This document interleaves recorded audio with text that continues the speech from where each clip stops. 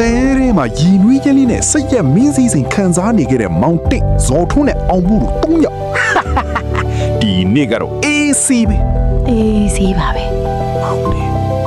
ဇော်ထွန်းနဲ့အောင်မှုတို့၃ယောက် ဟေးကောင်နေ တန်ချာချာချင်းထွက်ချလိုက်တယ်တေးကြတယ်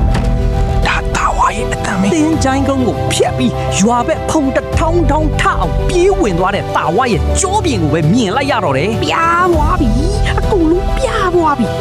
ပြားသွားပြီအကုန်လုံးပြားသွားပြီ